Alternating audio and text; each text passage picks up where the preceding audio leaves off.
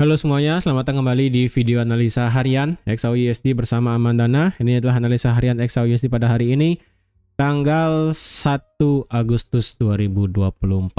Ya, ini adalah awal bulan untuk Agustus 2024.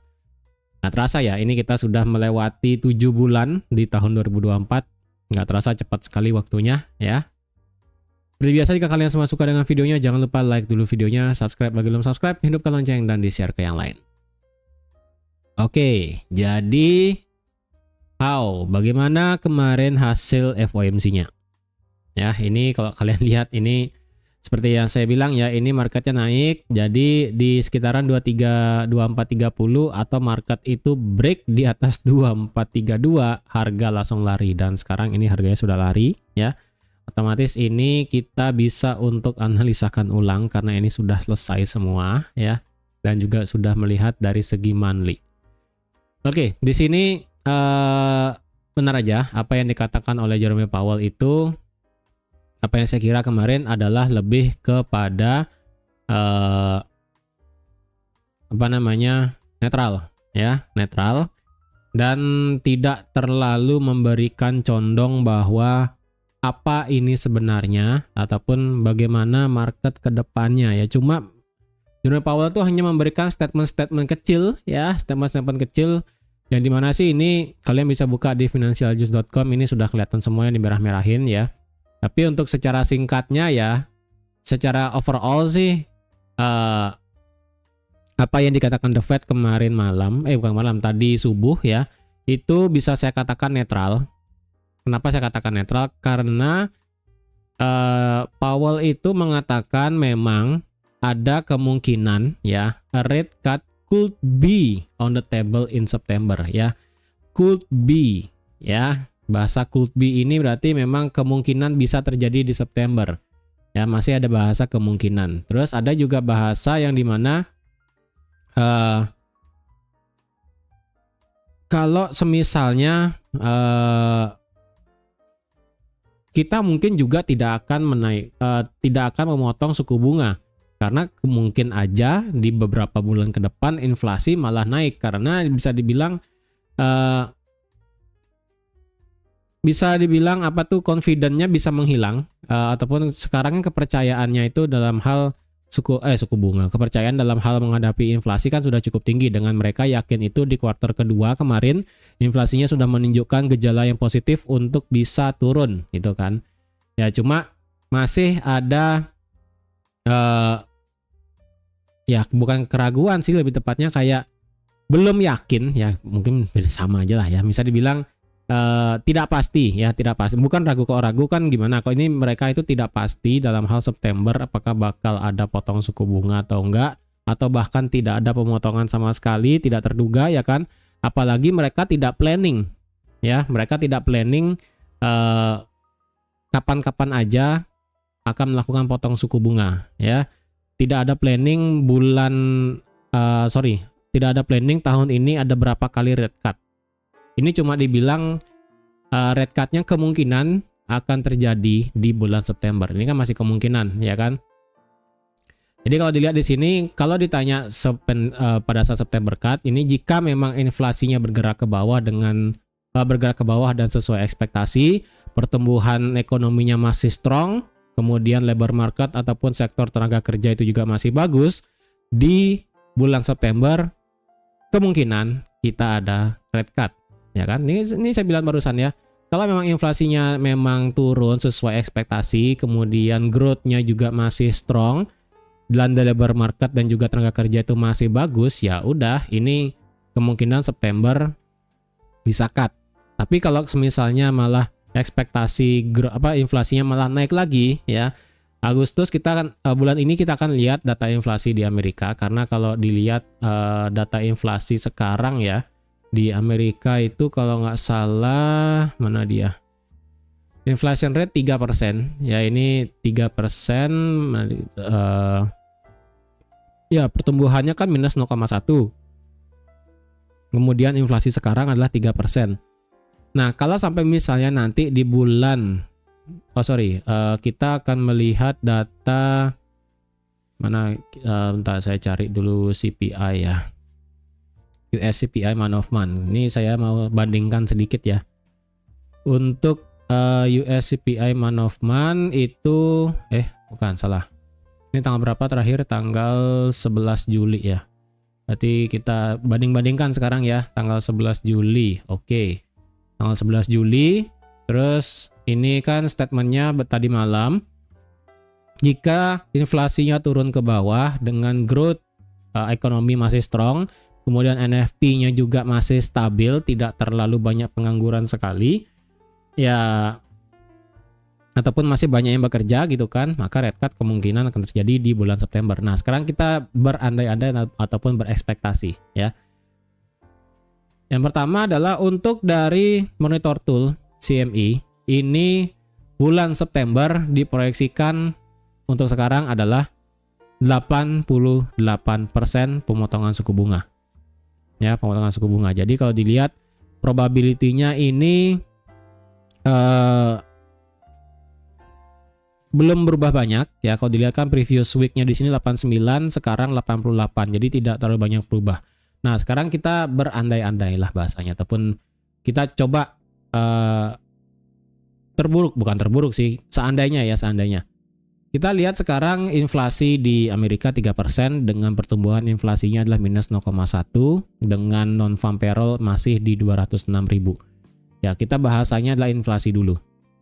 Kita punya data inflasi nanti di bulan depan. Itulah tanggal 14 Agustus ya tadi ya. Tanggal 14 Agustus.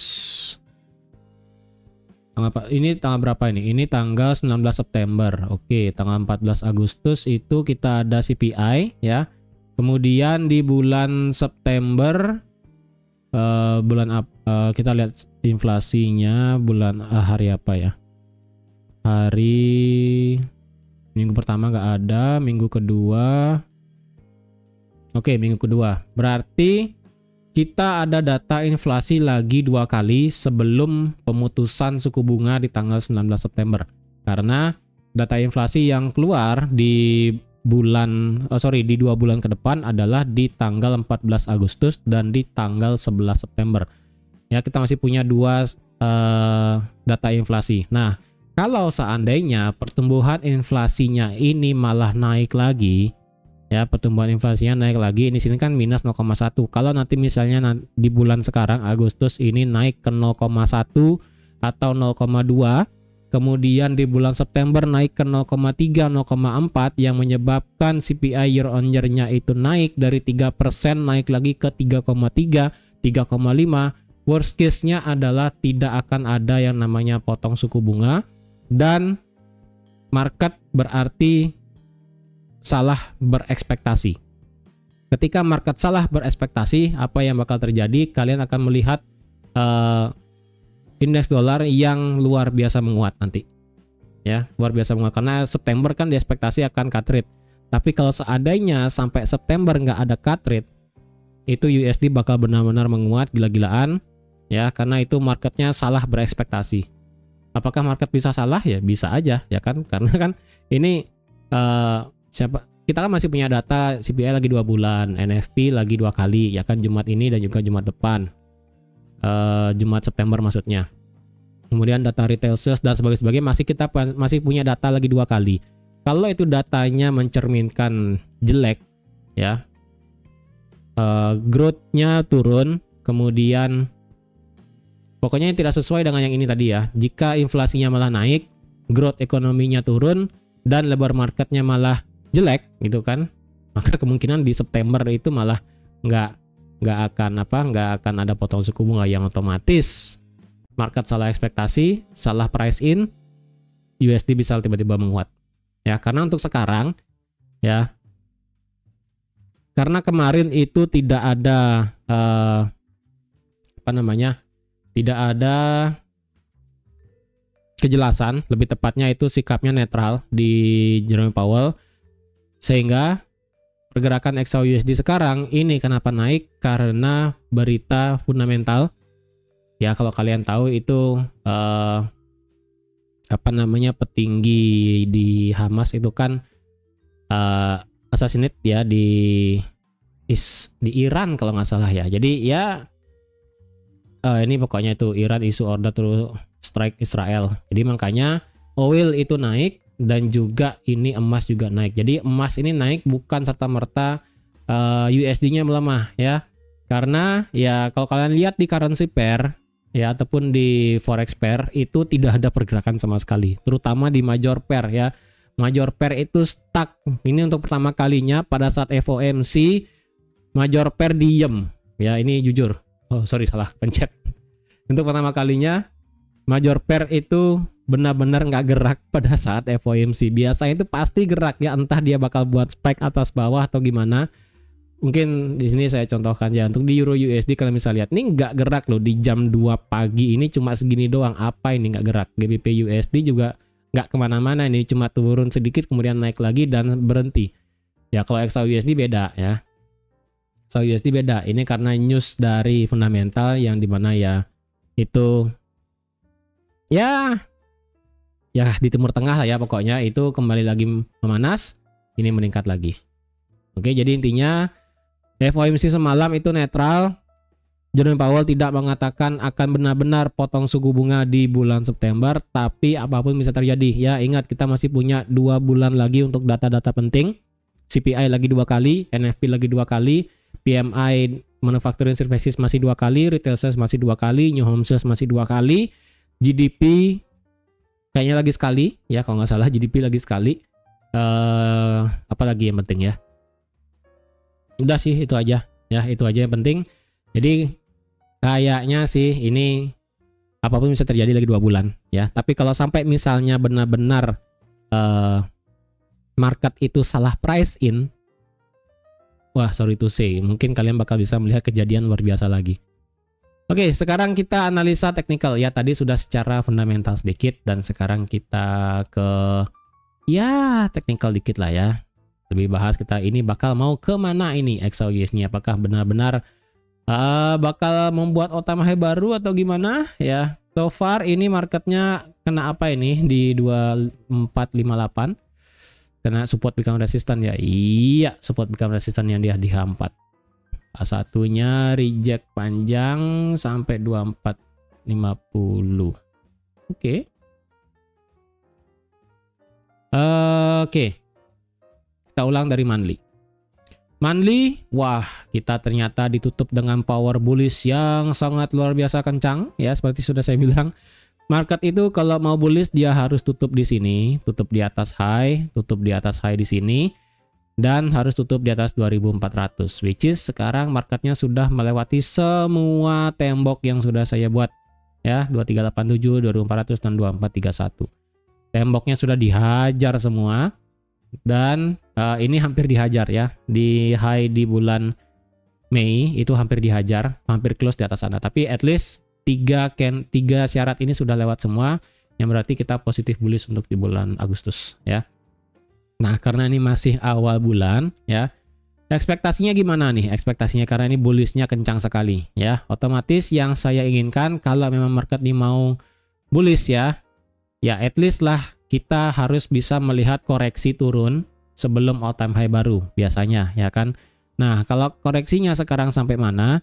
Kalau bisa koreksinya adalah meretest ini resistance become supportnya di monthly, berarti di sekitaran 2387 atau di psychology number di 2400 ya, sekitaran ini. Itu udah paling make sense. Kenapa? Karena itu berarti dia mengambil setengah dari body candle Juli ya, setengah body candle, which is good ya. Tapi kalau misalnya sekali lagi ya, karena ini kan monthly, kalau dia hanya mengambil sepertiga dari body candle yang berarti hanya sampai 2420, ya udah it's fine, nggak masalah. Kita berarti beradaptasi. Yang penting koreksinya sudah sejalan, kita bisa nanti ambil posisi untuk membuat all time high gitu kan. Tapi kalau sekarang yang bisa saya kasih adalah minimumnya turunnya untuk meretest 2400 sampai 2387. Karena mengingat ini adalah setengah dari body candle bulan Julinya. Ya, berarti kalau bisa sih marketnya turun dulu sampai sini, setengah lah ya ibaratnya, baru all time high. Berarti yang saya inginkan adalah market itu turun dulu baru naik. Ya. Tapi ini kan masih awal ya. Kalau misalnya market itu naik dulu baru turun, Nah, itu mungkin saya akan pindahkan ke time frame yang lebih kecil nanti ya. Tapi kalau monthly ini, dia marketnya naik dulu ya. Naik dulu, nge-swipe all time high yang ada di bulan lalu. Ya, bulan lalu kan all time high-nya di 248 berapa ini ya? All time high di bulan lalu itu adalah di harga 2483,63. Jadi kalau sampai misalnya market di minggu ini ya, atau enggak perjalanan monthly adalah marketnya naik dulu ya. Ini kan marketnya sudah komplit ya. Market buat ekor atas, ekor bawah sudah komplit. Untuk per tanggal 1 ini sudah komplit. Maksudnya komplit tuh kriterianya sudah oke lah. Market tuh nggak buat langsung lompat gitu loh. Nggak. Dia buat turun dulu sedikit atau nggak naik sedikit kemudian turun lagi. Intinya ini it's fine gitu loh. Jadi kalau misalnya perjalanan marketnya ini naiknya lebih dulu ya. Naik lebih dulu. Nge-swipe 2483 ibarat sampai 2490. Atau nggak sampai angka psikologi lagi 2500. Kemudian baru turun. Nah, turunnya ini hati-hati nanti ya. Kalau sampai turunnya ini melewati 2420 ya, saya rasa ini nggak bakal kepake ya. Saya rasa ini nggak bakal kepake sebagai area supportnya. Karena kondisinya marketnya itu kayak gini ya. Kalau market itu naik dulu ya, naik, nge-break all time high sebelumnya dan naik sampai 2500, kemudian marketnya turun ya. Turun dan turunnya ini menjelang pertengahan bulan ya. Pertengahan bulan dan dia melewati 2420 yang dimana adalah sepertiga dari candlenya. Kemungkinan itu market bisa berubah menjadi bearish. Ya, yang kemungkinan ini akan terjadi fake out di 2483 dan kemungkinan cenderung menjadi bearish. Ya. Jadi kalau selama 1-2 minggu ke depan market itu tidak koreksi dulu ke 2400 atau enggak sepertiga candle lah ya. Kalau misalnya nggak kuat, sepertiga candle itu berarti ada di sekitaran 2431 sampai di 24 mana dia? Di 2420 ya. Ini sepertiga body candlenya. Oke. Jadi kalau misalnya selama 1-2 minggu ke depan marketnya nggak retrace dulu lah ya. Antara sepertiga candle atau setengah body candle yang ada market tuh naik dulu sampai 2 minggu pertama di bulan Agustus, kemudian market itu turun dengan cepat, kemungkinan ini tidak akan di respect level 2431 dan kemungkinan itu marketnya ditutup dengan bearish. Oke, yang penting adalah 2 minggu pertama di bulan Agustus berarti sampai di tanggal 16 Agustus ya, berarti di tanggal 19 Agustus ya, 2 minggu itu berarti sampai tanggal 16 Agustus. Nah, untuk lebih jelasnya kita akan menunggu di tanggal 19 Agustus. Apakah di tanggal 19 Agustus nanti kita bisa melihat apakah market tuh intinya dia naik dulu atau turun dulu. Kalau marketnya awalnya turun dulu ya, turun gini ya, kemudian naik lah, ini enak nih. Berarti di tanggal 19 Agustus kita bisa buat all time high ya. Atau enggak awalnya misalnya dia turun ya kan selama 1 minggu 2 minggu pertama. Kemudian di tanggal 19 Agustusnya mulai bergerak naik, kemungkinan kita bisa buat all time high baru. Tuh ya. Jadi gitu secara keseluruhan di bulan Agustus ini. Yang penting kalau mau sih di turun dulu sih ya, turun dulu, koreksi sedikit setengah atau nggak sepertiga body candlenya, baru bergerak all time high lagi. Target sampai mana? Ingat ya, yang sering nonton analisa saya, target saya di XAUUSD pada tahun ini adalah di 2.700 sampai ke 3.000 dolar per troy ounce. Dan ini lagi sedikit kena target saya. Ya, target saya itu di 2.700. Woi, jauh banget sih 2.700 ya. Ya, tapi apa bisa terjadi, entah 2.700 ini akan terjadi di bulan September atau kapan, atau mungkin Desember atau 3.000 mungkin. Ya, itu masih jauh tinggi ke atas. Intinya kita tunggu dulu ya, ini masih awal bulan. Tapi tadi skenario sudah saya kasih ya, jadi harap diperhatikan. Untuk weekly nggak akan saya buka karena ini weekly-nya masih ditutup dengan NFP. Kalau NFP-nya tiba-tiba ngide menguat dan ini flip bearish, ya udah, weekly market nggak kemana-mana. Yang dimana berarti monthly juga akan turun ya. Ingat monthly ini kan perjalanannya beda. Monthly bakal turun koreksi, weekly tidak akan kemana-mana dan kita akan lihat kemana nanti selanjutnya di minggu depan ya. Ini kalau secara weekly ya, kita masih punya NFP di minggu ini, jadi hati-hati. Untuk hari ini kita nggak punya berita sih seharusnya ya, atau punya ya? Hari ini kita punya berita ISM Manufacturing dan Unemployment Claim. Nanti malam diekspektasikan ISM Manufacturing PMI akan sedikit positif ya. Jadi kalau misalnya sampai ISM Manufacturing positif ya di atas 50, maka itu akan bisa menguatkan dolar yang otomatis menekan sedikit dari XAU. Untuk tingkat pengangguran di sini diperkirakan akan cenderung flat dari 235 ke 236. Tetapi ya untuk tingkat pengangguran sini ya ini nggak usah kalian lihat lah ya. Yang lebih kalian lihat adalah ISM Manufacturing PMI. Untuk ISM Manufacturing PMI itu dari bulan April ya sampai sekarang itu tidak pernah keluar di atas 50.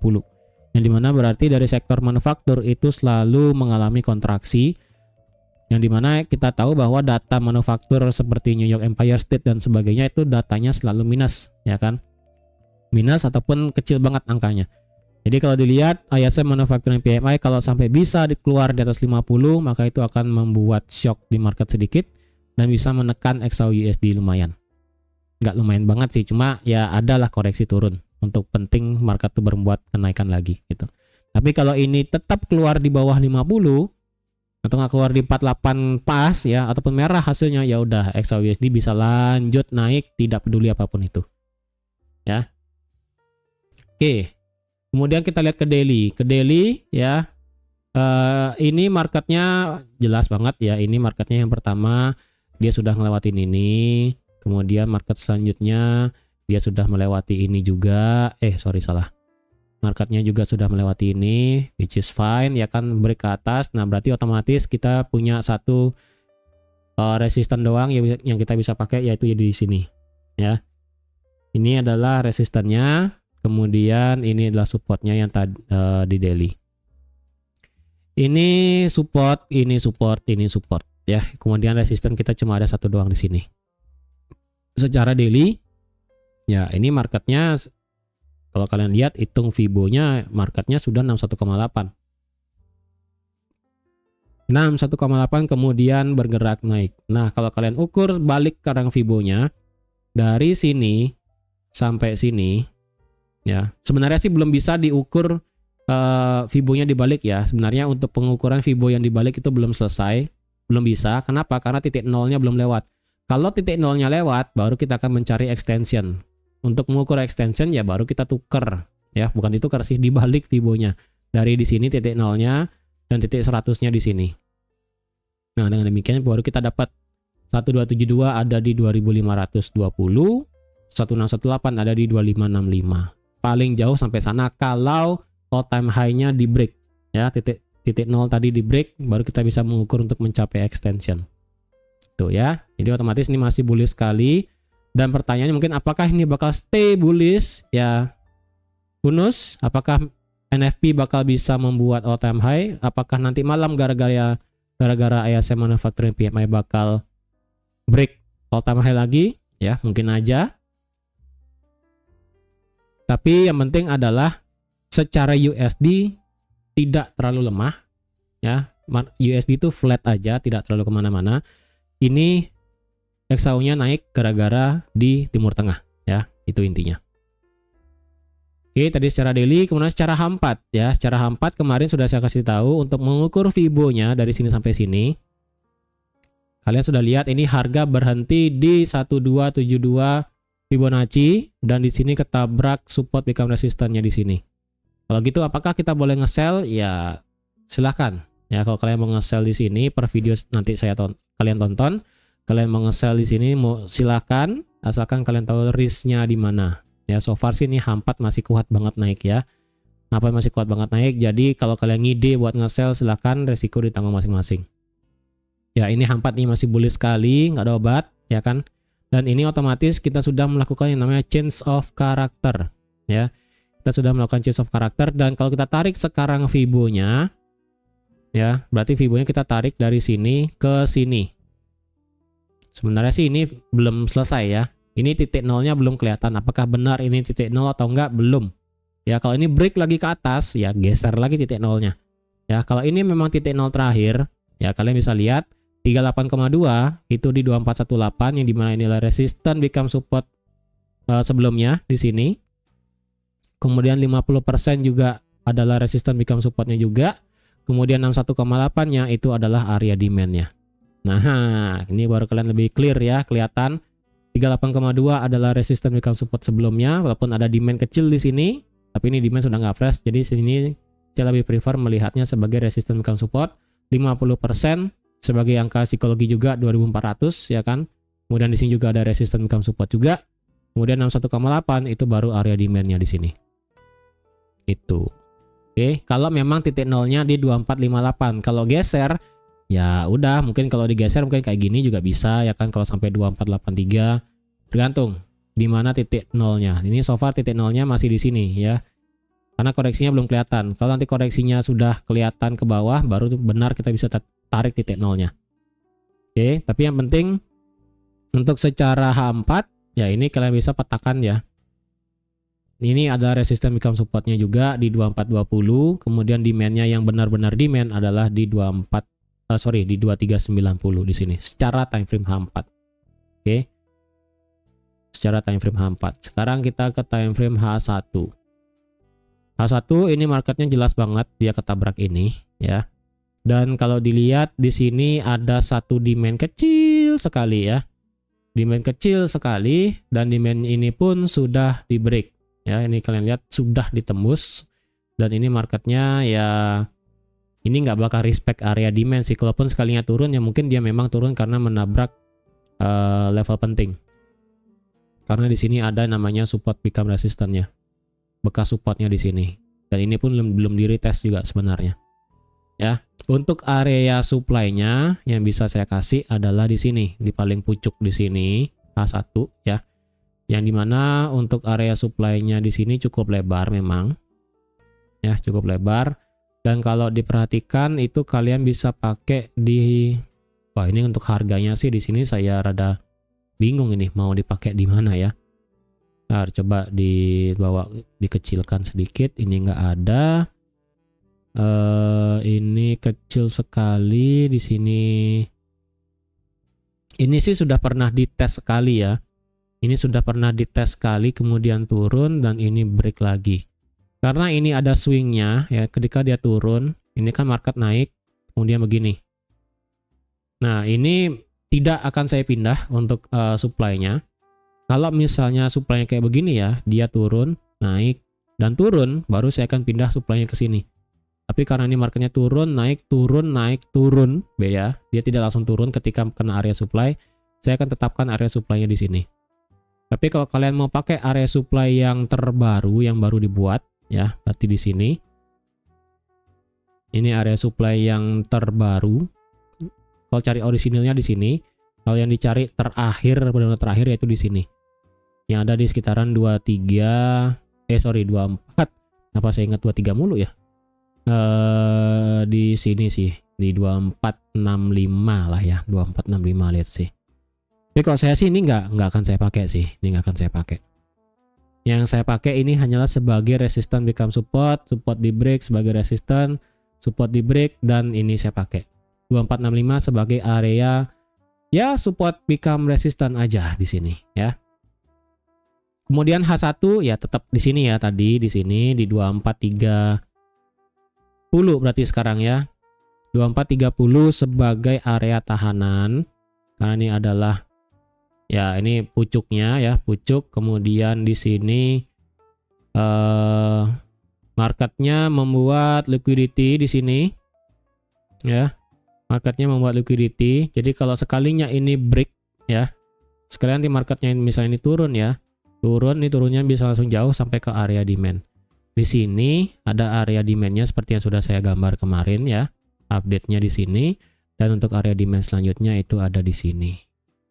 Oke, untuk di tengah-tengah ini apakah area demand-nya? Enggak, ini hanyalah sebagai support-nya aja ya, resistance become support-nya aja. Kalau ditarik sekarang untuk di level ini ya di 240 yang bisa, bentar coba di ke H4 deh ya. H4 oke di sini deh. H4 itu berarti di harga 2407. Kalau dibawa ke H1 ya oke lah, di 2407 ada. Kemudian di sini ya psikologi number seperti biasa di 2400. Nih kalau kalian mau pakai tetap di 2400 juga boleh ya. Kemudian kalau yang di sini yang di bawah seperti yang kemarin ada di 2485. Oke, jadi ini untuk level-levelnya supaya kalian ingat dan kalian bisa catat ya. Untuk sekarang, karena ini sudah nabrak support become resistant, apakah bisa sell? So far ini tidak ada konfirmasi sama sekali kecuali di M5. Ya, di M5 kita ada satu bearish engulfing kuat, tapi rejectionnya juga lumayan kuat ini ya. Jadi kalau kalian mau nge-sell di sini, ya kalian perhitungkan juga SL-nya. Kalau dilihat di M5 ini SL-nya terbaik adalah di 2458. Apakah itu cukup jauh? 2458. Oh, high di sini ya. Ya, berarti kalian bisa naikkan sedikit ke 2459. Ya, berarti kalau kayak gini ya silahkan. Take profitnya nggak usah maruk. Ya, karena ini konfirmasi di time frame kecil M5, kalian jangan maruk ya, semaksimalnya sampai 24 ya 2450 pun kalian dapat 1-1 di sini ya. Walaupun kalau kalian mau maruk sedikit ya sampai 2447 ya silahkan. Kalau kalian mau maruk sampai 2447 ya silahkan. Cuman ini time frame M5 loh ya. Kalau M30 itu belum ada sama sekali, H1 juga belum ada sama sekali. Kalau kalian ingin nge-sell yang sedikit aman ya, ini adalah clean candle soalnya. Dari sini sampai sini ini adalah clean candle, dan di sini pasti ada patahannya di sini di sekitaran 2433. Kalau saya kecilkan time frame-nya, di sini ada satu area demand di M15 ya. Ini kalau kalian ada yang mau nge-sell lebih sedikit aman ya, karena di sini kalau kita lihat di sini ada area supportnya yang ada di harga 2444. Ya, 2444. Tapi kalau mau di M5 mungkin bisa di harga 244. Wah, ini jelek banget sih angkanya. 2444,75 leh ya. Ini angkanya benarnya digenepin 2445 cuma nggak dapet.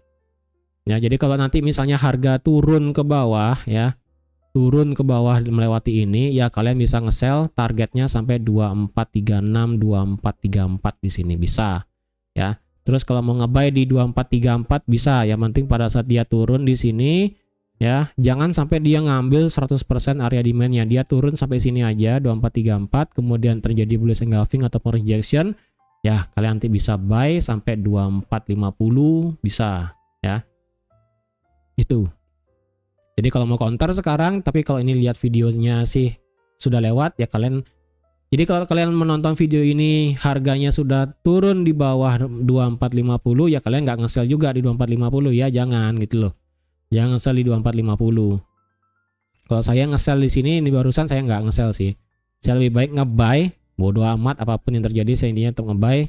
Nge-buy-nya mungkin di 2430 atau enggak di sekitaran 2407, ataupun saya mau nge-sell, saya lebih prefer nge-sell di bawah 2444. Ini lebih clear ya. Ini support terakhir soalnya. Kalau ini lewat ya tipis-tipis aja nge-sell-nya pun ya, tipis-tipis nge-sell-nya. Mungkin kalau dia ngelewatin 2444 saya akan close di 2440, cukup 40 pip aja, nggak maruk-maruk amat ya. Jadi gitu. Oke, jadi saya rasa sekian aja untuk analisa XAUUSD pada hari ini, dan sekaligus tadi awal bulan ya, yang saya kasih skenario juga. Kalau memang itu terjadi, kita akan tunggu di tanggal 19 Agustus mau gimana ya. Kalau bisa sih sekali lagi ini marketnya turun dulu, koreksi sepertiga atau setengah dari body candle minggu lalu lanjut naik. Tapi masalahnya adalah minggu ini kita ada NFP dan penutupan weekly kita akan lebih clear di minggu ini ya. Jadi sekian dulu untuk analisanya. Terima kasih sudah nonton videonya sampai habis. Terima kasih juga sudah like, share, dan subscribe seperti biasa. Dan sampai jumpa lagi di analisa harian XAUUSD selanjutnya. Bye-bye.